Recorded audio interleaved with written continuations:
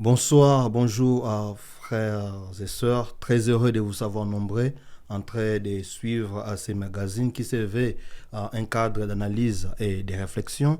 Alors, ce soir, je veux animer ou sinon co-animer, j'allais dire, ces magazines avec mon frère Tonès, à qui je dis d'abord bonsoir Tonès. Bonsoir, Biké. Alors, comme vous le savez, ça ne sera pas vraiment un débat, mais c'est une conversation, une discussion où sinon nous allons échanger des idées. Alors, ce soir, nous avons retenu comme thème, nous allons parler sur les ponts qui vont être construits reliant les ponts qui sera jeté sur les fleuves Congo, reliant les deux capitales les plus rapprochées du monde, hein, la ville de Kinshasa ainsi que celle de Congo-Brazzaville. Alors, autour de cette question, nous allons discuter sur les enjeux sécuritaires, économiques, sociaux, politiques, tout ce qui va dans ce sens-là. Donc, nous allons voir les avantages et les inconvénients. Nous allons voir est-ce qu'il nous est vraiment bénéfique d'avoir ces ponts, est-ce que c'était les moments,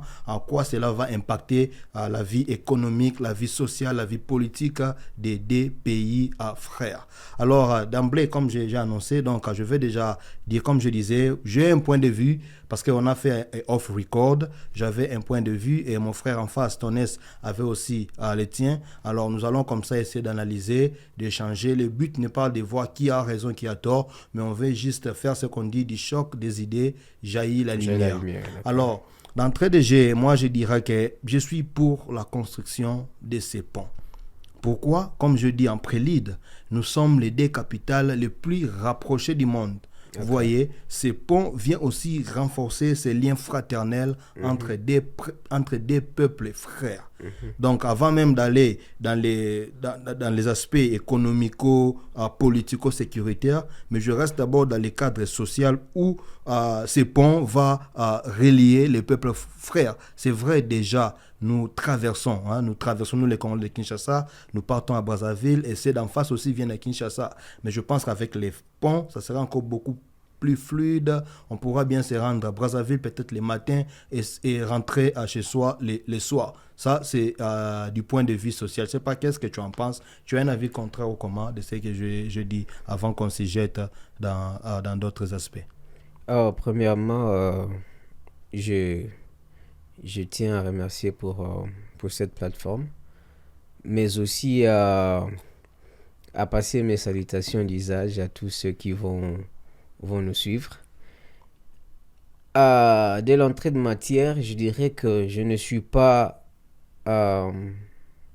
suis pas contre l'initiative, je ne suis pas contre l'idée, mais je m'aimerais aussi que nous puissions épingler quelques préliminaires, quelques points nécessaires que nous devrions normalement traiter avant de nous lancer au fait à l'exécution de ce projet. Je pense que traiter d'abord des petites choses qui guettent la sécurité ou la paix, vous voyez.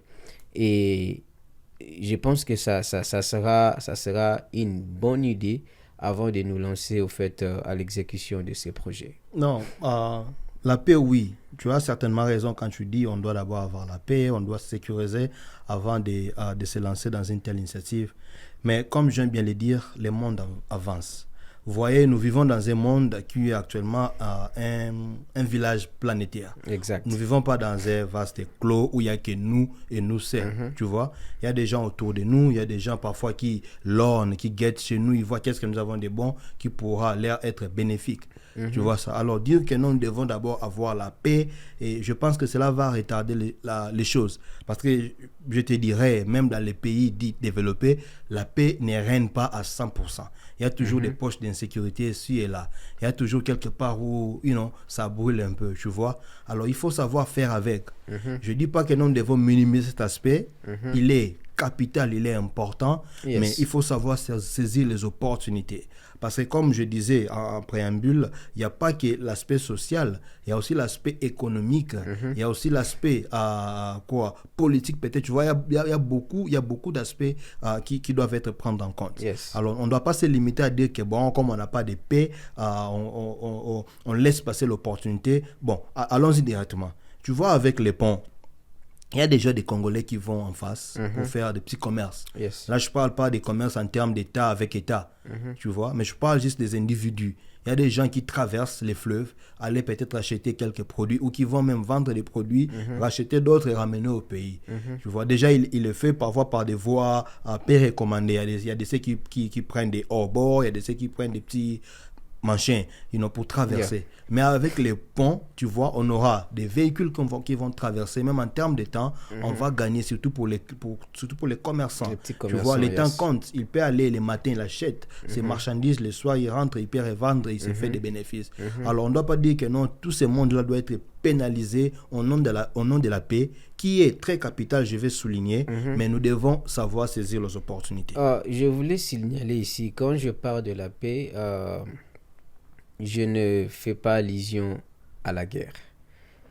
Lorsque je parle de la paix, je parle à une stabilité interne d'abord. Parce que c'est pas mal le projet, mais nous devons aussi penser à notre politique interne. Pensez-vous, ça sera quoi le futur proche de provinces comme Bas-Congo? Après, parce que certainement, tu sais qu'au Bas-Congo, il y a un pont qui était un port plutôt qui était à Matadi, maintenant qui se trouve maintenant à Boma. Oui. Et ça sera quoi alors l'avenir de cette province? Aussi longtemps que la province de Bas-Congo est nourrie aussi par des trafics qui se faisaient avec les pays étrangers. Mais n'empêche, je ne te coupe pas la parole, n'empêche, ce n'est pas dit que parce qu'on a un transport fluvial qu'on ne peut pas avoir un autre, par exemple, terrestre, si les termes existent.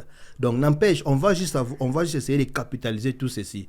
Parce que, retiens, c'est vrai, on n'en a pas annoncé, mais il y aura aussi un autre pont qui va être, un port qui sera construit, un port à eau profonde qui sera construit toujours dans la province du Bas-Congo, dans la ville de Banana. Tu vois, ça nous sera aussi bénéfique. Mais n'empêche, bien que nous ayons les ports, on ne va pas arrêter d'importer les biens venant, par exemple, du Congo en face. On peut aussi exporter par cette voie-là terrestre. Je ne refuse pas, je suis tout à fait d'accord. Mais comme je le disais bien avant, est-ce que ce point a été traité au préalable? Mais qui sait, je ne pense pas que les gens se sont réveillés. Parce que si les points ont été déjà traités, il devait y avoir des initiatives, il devait déjà avoir un travail, parce que tu sais que le projet date depuis 2019. Oui. C'est le Covid qui a retardé les choses. Une fête de mauvais goût et qui a retardé aussi les choses. Déjà, les projets devaient normalement être initiés depuis 2020. Alors, si nous sommes en train de parler de ces petits points, très important, très nécessaire pour la survie de notre pays. Tu as dit une chose, que le monde est maintenant un village planétaire. C'est-à-dire, lorsque nous ne réfléchissons pas assez, nous allons nous offrir nous-mêmes entre les mains de nos ennemis. Et déjà là, on n'a pas assez de force. La petite force que nous avons, carrément, on va la perdre, et ça sera quoi l'avenir utopique de notre pays? Mais face aux enjeux, on doit aussi se préparer quant à ça. Ne dis pas que non, par rapport à ma petite force, je me limite là, non. On dit quoi? L'homme se forme. L'homme se forme par la peine. Vous voyez? Donc, il faut que les défis soient là pour que ça te permette de travailler encore dur, en fait, d'être à la hauteur. Ne dis pas que non, voilà, comme je n'ai pas assez de moyens, bon, je me limite avec ce que j'ai. Non, les engins étant que, voilà, il faut savoir faire avec, tu vois, tous ces aspects-là. Parce qu'on était en train de dire par là des villages planétaires. Tu sais que la RDC, à elle seule, notre pays, relie les nord et le sud de l'Afrique. Relie l'est et l'ouest de l'Afrique. Nous sommes au centre, tu vois. Alors, si nous ne laissons pas passer à ces trafics-là, tu vois, on est en train de pénaliser d'autres frères. On est en train de pénaliser d'autres nations. Je ne sais pas qui est-ce que tu appelles frère. Je vais déjà te dire que l'Afrique, au fait, le Congo, grâce à ses atouts, a toujours été ciblé de mauvais goût. Oui. Et juste pour rappeler ici, tous les pays limitrophes, les pays qui entourent la RDC, ont toujours eu un regard malsain contre la RDC. Parce que nous avons fait des choses d'une manière illicite, d'une manière illégale. Mais tu sais qu'il y a déjà trafic d'or, il y a trafic de minerais qui s'est fait par exemple à l'est de notre pays, dans les frontières de l'est. Tu vois, parce que ce n'est pas régulé. On ne doit pas dire que non, qu'on empêche ça, que ça se fasse pas. Non. ces produits-là, les gens ont besoin de ça. Exactement. Que ce soit nous et les autres. Je ne suis pas en train de dire que l'initiative est mauvaise. Ça, c'est un appel que je fais au gouvernement, à notre système gouvernemental. L'initiative est bonne. Mais lorsque on n'a pas réglé des petites choses internes, ça va tourner en mal contre la RDC. Les petites choses qui doivent se régler quand et comment. Si c'est le moment de le faire, c'est maintenant. D'ailleurs, d'ailleurs, je peux même voter pour que le projet de ces ponts soit retardé même d'une année ou de 2 ans, afin que nous puissions nous reconstruire, que nous puissions... Tu as dit que le pont sera aussi bénéfique économiquement pour la RDC, parce qu'il devrait normalement avoir les échanges et tout ça là. Mais la RDC, jusque-là, nous n'avons pas encore quelque chose à offrir. Tu vois? Tu penses vraiment?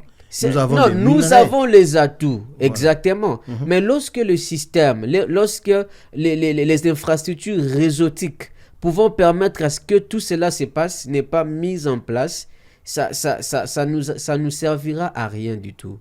Non, rappelle-toi, il y a quelques années passées, de quelle manière la République brazzavilloise a explicité nos compatriotes, d'une manière outrageuse. Ouais, c'est vrai. Et ils ont le droit de faire parce que c'est leur pays.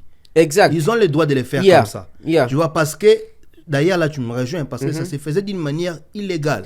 C'est ce que je veux dire. Qu'avec les ponts, du fait que le Congo aussi, c'est notre pays, nous ne devons pas signer des choses juste pour signer. Nous avons le pouvoir et le droit de décider sur quel projet que nous pouvons signer. Tout en tenant compte des enjeux de l'air. Exactement. Comme je disais, on ne vit pas dans un vaste clos où il n'y a que les Congolais et seuls. Non.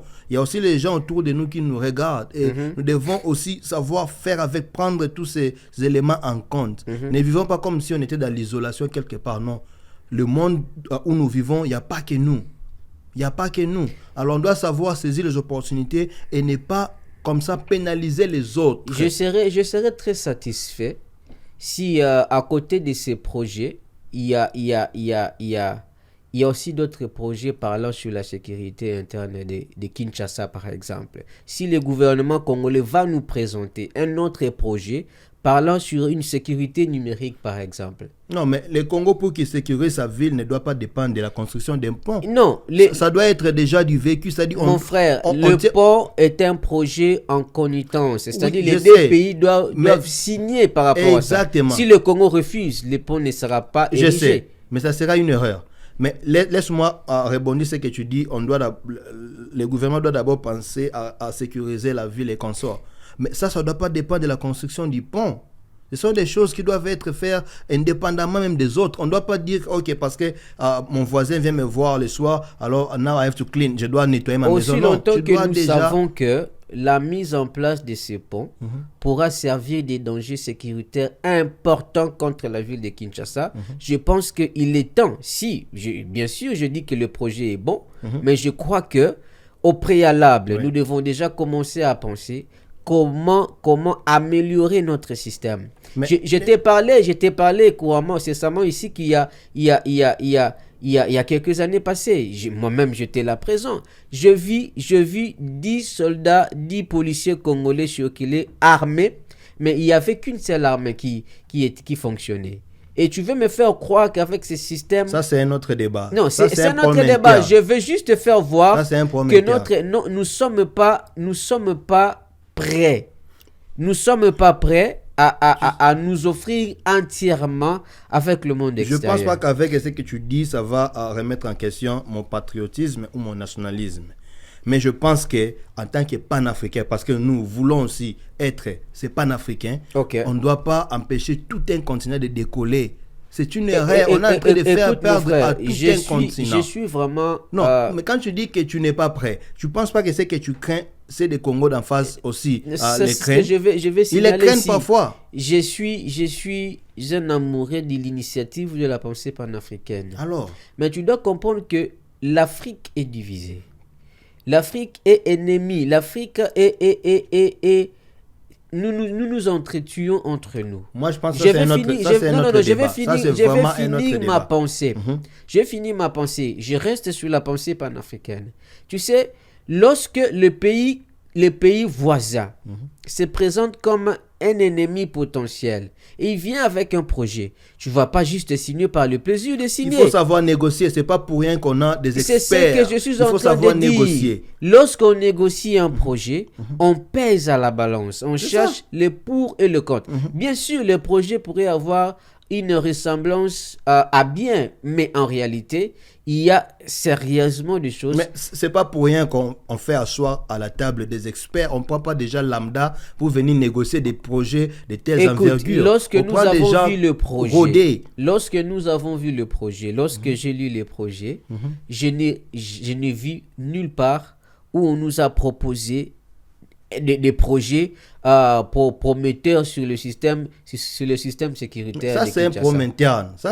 Exactement. Mais le pont relie pas des villes du Congo, mais ça relie des pays de l'Afrique. Lorsqu'on présente une question externe, on doit nécessairement pallier aux questions internes. Voilà. On ne peut pas aller s'offrir bêtement, non, mais, sans pour autant résolu au fait nos problèmes internes. Tu sais, on est quand même un grand pays. Okay. On est quand même un grand pays, yes. Une très grande nation. Alors quand tu dis qu'on va aller s'offrir, moi ça me choque. C'est comme si on était juste un petit là et on a peur des gens des géants qui nous entourent. Non, c'est nous les géants. C'est nous en principe qui devraient faire à ces gens. Quand nous allons vers eux, c'est eux qui devraient avoir peur de nous. Mais moi, ça doit me choquer quand c'est nous, ces grands Congo, nous devons avoir peur de tous ces pays qui sont autour de nous qu'on va souffrir. On ne va pas souffrir, on va à conséquence parce que le monde évolue comme ça. Yes. On n'évolue pas en isolement. Il faut aller avec... Il y a quelqu'un qui disait, je ne sais pas si je vais bien me rappeler souvent, quand je suis ici, j'oublie certains adages. Mais nous devons savoir vivre ensemble comme des frères, sinon nous mourrons comme des moutons. Nous ne sommes pas déjà frères. On est frères africains. Nous ne sommes pas déjà frères. Ici, tu as dit que tu étais amoureux de l'idée panafricaine. Je suis amoureux de l'idée panafricaine. Il ne faut pas dire une chose et son contraire. Non. Ils sont frères. Je suis amoureux de l'idée panafricaine. Ouais. Mais lorsque la mise en place de cette idée-là n'est pas respectée. Écoute, mais je dis ceci, il ne faut pas seulement les laisser faire les malins. Nous, on peut faire les malins. Exactement. Pourquoi tu présentes tous ces Congolais faibles? C'est un rapport de force. Je ne suis pas un pessimiste, mon frère. Fragile. Je suis un réaliste. Le problème, c'est quoi? Le monde a atteint un rapport de force, un rapport de puissance. Tu n'es rien, tu disparais. Tu vois? Et le Congo actuellement souffre des problèmes, souffre d'une maladie, je ne sais pas moi, peut-être les noms jusque-là n'est pas encore trouvé. Le problème c'est quoi? Ma démarche est celle de commencer d'abord de répondre aux petites questions sécuritaires internes d'abord. Voilà, c'est après que nous allons aller signer de tels contrats, de tels projets. C'est une question de géopolitique. Tantôt, je te disais ici que le Congo, de par son positionnement, il a un grand rôle à jouer. Non pas seulement pour l'Afrique, mais aussi pour le monde. Mais retenons ici cet aspect des choses, nous devons l'intérioriser. Ne disons pas que non, c'est vrai, le Congo nous appartient à nous.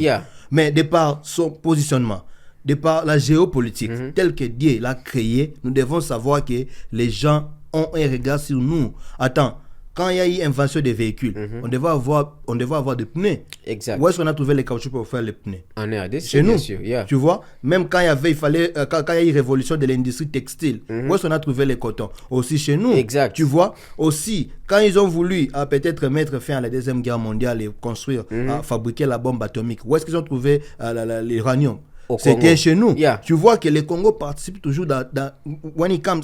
Quand il y a des grands engins, des enjeux plutôt qui se présentent, le Congo a toujours joué un rôle. Parfois, on dit quoi? Passivement, mais au moins il a participé dans de plus grands enjeux qui sont présentés dans l'évolution du monde. Dans ce que tu es en train de dire. D'où on doit toujours intérioriser ce point-là que le Congo, c'est vrai, il nous appartient, mais de par ce qu'il renferme comme richesse, le monde a toujours eu un regard sur nous. Exact. Donc, on ne doit pas se recoquiller et dire que non, bon, c'est à nous, on les garde. Non.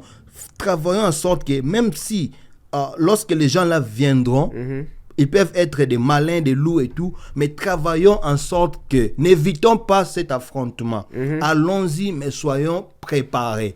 Parce que toi, l'idée est que, comme on n'est pas prêt maintenant, on reste d'abord chez nous, alors que le monde a besoin de ce qui se trouve au Congo. Écoute, mon frère, je suis vraiment d'accord avec tout ce que tu dis, mais là où je ne comprends pas, c'est là où tu veux peut-être me faire comprendre que le monde peut prendre en force notre pays parce que c'est un village planétaire. C'est un principe de survie. Je vais y arriver. Survie. Tu sais, les Congo... Non, je te relance. Tantôt, je disais, c'est un principe de survie. Je comprends. Tu as ta parcelle, mais de l'eau, tu as une source d'eau chez toi. Alors que tout le monde autour n'a pas d'eau. Mais toi, tu fais tellement de caprices et les gens meurent parce qu'ils n'ont pas d'eau. Ils finiront par te tuer pour qu'ils prennent possession de ta source d'eau. C'est ce que nous ne voulons pas. Nous ne voulons pas te tuer. Mais c'est ce que je suis en train de dire. Toi, ton idée, ton approche est que c'est ma source à moi, je la garde d'abord pour moi. Jusqu'à ce que je mette de l'ordre chez moi. Je n'ai pas dit ça. Mais le monde autour ne va pas attendre. Je n'ai pas dit ça. Je suis en train de dire ceci. Tu sais, le Congo a tellement des atouts qui fait à ce que les ennemis ou les gens... Non, c'est pas seulement... Pourquoi tu les traites des ennemis? Ils deviennent ennemis. La pensée n'est pas pure. Et toute pensée qui n'est pas pure, elle ressort d'un ennemi. Vous voyez? Quand je suis en train de parler d'un système interne. Je venais de dire, il y a quelques années passées, les Congolais ont été chassés. Tu vois? C'est bon d'établir un pont. Tu peux me dire quel système d'immigration peut-être? Parce que jusque-là, il n'y en a pas. La construction d'un pont n'est pas un problème. On n'a pas un système d'immigration. On n'a pas un système d'identification. Jusque-là, il n'y en a pas. Mais on va construire quand même un pont. Qu'est-ce que tu penses? Mais je dis ceci. Si les enjeux, j'ai tendance à dire enjeux, les enjeux politico-économiques se présentent, mon frère, on ne doit pas toujours avoir cette tendance-là de reculer. Dire que donnez-moi le temps, laissez-moi le temps de fixer chez moi. C'est vrai, tu as besoin de ce temps. Mais le monde ne va pas te l'accorder. Mais écoute. On appelle ça les concerts des nations. Je comprends tout ce que tu dis. Mais tu vas comprendre aussi au finish que la pensée que je suis en train de présenter n'est pas du tout... elle est sacrée. Tu vois? Dans quelle sorte? Parce que lorsque on s'ouvre bêtement, il y a possibilité qu'ils puissent nous envahir sans pour autant que nous puissions le savoir. Tu viens du Congo, tu sais à combien de fois nous avons appris qu'il y a des troupes armées à côté du Brazzaville cherchant à traverser vers Kinshasa pour faire asseoir le pouvoir en place. Tu vois? Mais là, c'était sans pont. Maintenant, avec la présence d'un pont où ils peuvent même venir à pied, mon frère, nous devons réfléchir. Le Congo a des problèmes. Moi, je pense que notre gouvernement doit être un gouvernement mature et responsable. Commençons par résoudre ne fût-ce que ce problème d'identification. Le Congo, il n'y en a pas. Quelqu'un peut se taper une carte d'électeur même chez lui à la maison. Alors, avec tous ces systèmes, tu penses réellement que nous sommes prêts? Même si l'Afrique en dépend. Tu sais quoi? Si tu n'es pas prêt aujourd'hui, tu ne le seras jamais. Ça, tu dois le retenir. Si tu n'es pas prêt maintenant, tu auras toujours des excuses. Tu auras toute cette léthargie de dire que je ne suis pas prêt. Donnez-moi le temps. Et jusqu'à ce que les gens en auront marre. Les gens deviendront impatients. Parce que quand tu dis qu'on se donne le temps, ce n'est pas aujourd'hui que le Congo existe. Ce n'est pas aujourd'hui que le Congo devient ou sinon j'allais dire, ce n'est pas maintenant que le Congo joue ce rôle stratégique dans la géopolitique. Écoute, maintenant, ça a toujours été le cas. La pensée. Tu sais quoi? Non. En réalité, je te comprends bien. Ce que tu dis, c'est capital. C'est important ce que tu dis. Mais aussi, tu dois tenir compte des enjeux de l'ère. Tu dois tenir compte de ça. Il faut les interroger. Chaque fois que vous faites des équations, prenez ça aussi comme des données dans vos approches. Ma pensée, je pense que cette pensée a été déjà citée bien avant par nos pères panafricains. Je pense qu'il est temps que l'Afrique puisse se mettre ensemble. Il est temps que l'Afrique puisse avoir des réunions panafricaines. Il est temps que l'Afrique puisse répondre, bien évidemment, aux questions géopolitiques. Mais le Congo n'est pas encore pressé que Non, tu non, présentes. non, non, non, non, non. Le problème, c'est quoi? Je vais expliciter ma pensée. C'est-à-dire, lorsque nous allons nous mettre d'accord, peut-être réfléchir sur les enjeux géopolitiques, chaque pays va présenter peut-être son état de lieu.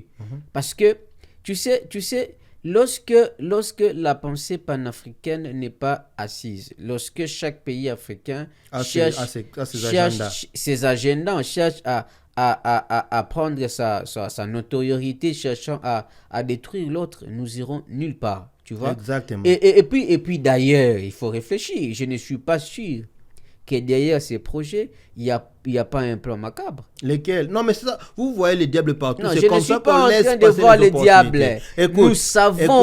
Nous savons que réclament les Rwandais, par exemple. Que réclament les Rwandais. Tu sais à qui? À Forbes, ouais. Yeah. Il disait que l'homme est un loup pour l'homme. l'homme. Je sais. Il le disait, et ça n'a pas changé. Mhm. Ça n'a pas changé. Les frères peuvent se retourner toujours contre toi. Yes. Mais tu ne vas pas l'empêcher de se retourner contre toi. Tu dois prendre toujours des précautions. Je comprends, jusque-là, nous sommes en train de dire presque la même chose. On dit la même chose, mais seulement, toi, tu es dans une léthargie. On a encore le temps. Ce n'est pas une léthargie inutile. Je ne dis pas qu'on a le temps de faire. Alors que la vitesse avec laquelle le monde évolue, on n'a même pas le droit de faire passer déjà, un jour. Mon cher, la vitesse avec laquelle le monde évolue, aucun pays africain fera face. Non, il y a certains pays africains. Il y a certains qui Comme quel pays, par exemple? Je peux te citer le Nigeria. Il fait quoi? Je peux te citer l'Afrique du Sud. Mais ce sont quand même des pays qui tentent tant soit peu à émerger. Sur Nigeria. Ils tentent tant soit peu de pays comme l'Égypte, l'Algérie et tout. Ils tentent tant soit peu à émerger. Vous savez, il tente à émerger. Il y a quelques années antérieures, on était presque sur la même ligne. Mais actuellement, nous sommes restés derrière. Ça, moi, tu ne vas pas me contredire. Certainement. Tu ne vas pas me le contredire. Yes. Tu vois qu'il y a des pays qui tentent malgré eux. Parce que ne me dis pas que non, les blancs qui viennent, comme on a toujours tendance d'accuser ces blancs. On n'accuse pas, on dit ce qui est vrai. On n'accuse pas, on dit ce qui est vrai. Non. La vérité n'est pas une accusation. Anyways, les blancs sont les boucs émissaires. Les blancs sont les boucs émissaires. C'est à cause d'eux que nous n'évoluons pas. Mais tu penses que ce sont les autres, les blancs qui viennent nous bloquer. Les blancs ne voient pas le Nigeria, par exemple, l'Égypte, l'Algérie, l'Afrique du Sud, même les petits Rwandais à côté. Les blancs ne les voient pas seulement nous. Je vais répondre à cette question. Je ne parle pas seulement de la RDC, mais je t'informe déjà qu'aucun pays africain peut faire face à la vitesse que le monde... Non, je vais répondre. Il y a des pays qui tentent je maîtrise bien mes mots. J'ai dit aucun pays africain. Regarde le Nigeria. Tu sais combien de suicides, tu sais combien il y a une guerre interne. Mais il y en a... Le problème, c'est quoi? C'est un réfracteur au développement. Je te disais au début, ça ne manque pas. Même quand tu vas en France, tu vas trouver quelques poches. Même ici aux États-Unis, les pays les plus développés, il y a toujours des poches d'insécurité quelque part. Écoute, il y a des poches d'insécurité. Mais tu dois comprendre que les patriotismes que ces gens ont développés diffèrent de ce que nous avons en Afrique. Alors, ma pensée serait peut-être de faire appel à un États-Unis d'Afrique, là où les pays africains vont se liguer ensemble, réfléchir ensemble. Mais pas avec les faits. Non, je vais réfléchir. Parce que avec l'idée de voir les États se réunir, je vais finir ma pensée.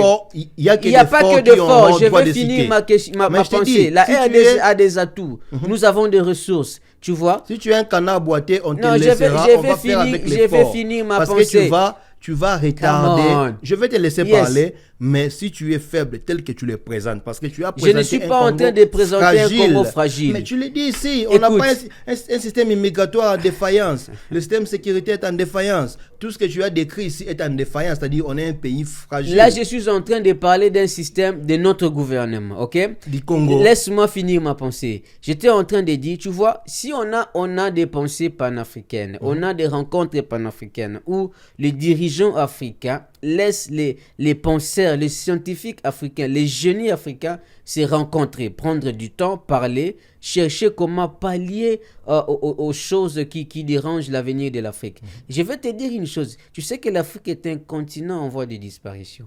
Parce que les enjeux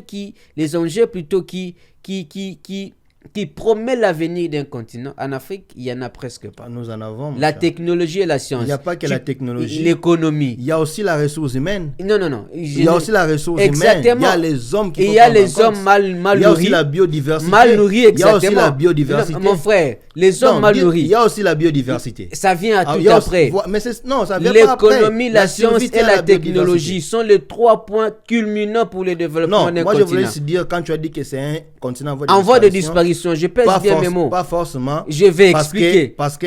Parce qu'on a besoin de la biodiversité. Ok. L'Afrique en a. Exact. Mais déjà en destruction. Non. Prenons le cas de la RDC, par exemple. La RDC a fait quoi? Ils nous ont fait couper des arbres, ils nous ont fait détruire. Non, mais cela ne veut pas dire qu'on est en voie de disparition. C'est bien beau de faire les constats, mais il faut savoir se projeter. Moi, tout ce que je déplore dans ce que tu dis, tu as toujours tendance à se présenter comme un faible. En fait, je ne demande pas de faire les mesquins, mais tu dois te dire que si ils le font, je peux aussi les faire. Mais je suis en train de proposer les idées. Quand tu appelles à l'unité africaine, exact. Je te dis, si tu es un canard boité, on te mettra à côté. Parce que tu vas à toi seul constituer les freinages. Non, mais tu as dit une chose ici importante. Tu sais, le Congo a les atouts. Si le Congo n'a pas de ressources humaines, il a quand même des sous-sols. Il y a un sous-sol important qu'on peut utiliser pour le développement de l'Afrique. Comme tu as quand j'étais en train de parler d'un États-Unis d'Afrique, c'est là où on va développer qu'est-ce que je peux dire, on va développer des lois.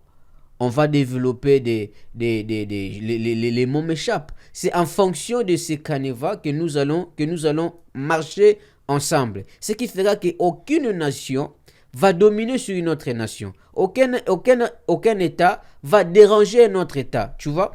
Il faut construire... Il y aura toujours la hiérarchie. Non, je suis en train de finir ma pensée. Ça ne dira pas clairement tu sais, lorsqu'on a une pensée panafricaine où le pays africain se rencontre maintenant pour chercher à répondre au fait, aux questions de l'ère, tu vois? C'est à ces moments-là où nos génies vont mettre en place les idées. Il n'y a pas que Kinshasa et Brazzaville à relier. Il n'y a pas que Kinshasa et Brazzaville. Il y a Angola et Congo. Il y a, tu vois. D'ailleurs, je t'informe, on a déjà la ZLEC, la ZLEC, la zone de libre-échange. Ça existe déjà, où les Africains peuvent se déplacer d'un pays à un autre sans payer les taxes, sans payer les douanes et tout. C'est bon. Avec leurs biens et tout. C'est bon, mais lorsqu'on a une pensée panafricaine, lorsqu'on a des réunions où on laisse les scientifiques. Tu sais que l'Afrique n'a pas de sciences. L'Afrique manque de technologie. L'Afrique manque... Tu es un négationniste. J'ai comme l'impression que... Bon, je ne dirais pas que c'est une insulte. En tout cas, ce n'est pas les mots que je vais utiliser, mais je te trouve un peu négationniste. Mon cher, je t'assure qu'on a les scientifiques. L'Afrique a des scientifiques. Quand je parle de la science, je n'ai pas dit que l'Afrique n'a pas de scientifiques. Je dis l'Afrique manque de la science. Qu'est-ce que je veux dire par là? Nos scientifiques sont dispersés. Tu vois? Mais oui. Je vais finir, papa. Nos scientifiques sont éparpillés. On a besoin de ces hommes-là mis ensemble afin que nous puissions répondre à toutes ces questions. Un pays seul ne peut pas faire face. Tu sais, d'ailleurs, je t'informe. Non, mais Amen, un pays seul ne peut pas faire face. Mais quand tu viens dans une union, tu dois amener quelque chose. Tu viens pas juste comme un figurant. Sinon, tu vas te faire le maltraiter. Mais je dis que le Congo a des ressources, papa. Ta crainte va se réaliser. Non, le Congo a des ressources. A des ressources, mais si tu ne sais pas gérer tes ressources, les autres vont les gérer à ta place. Non. Je dis, lorsque nous allons nous mettre ensemble, il y aura des lois.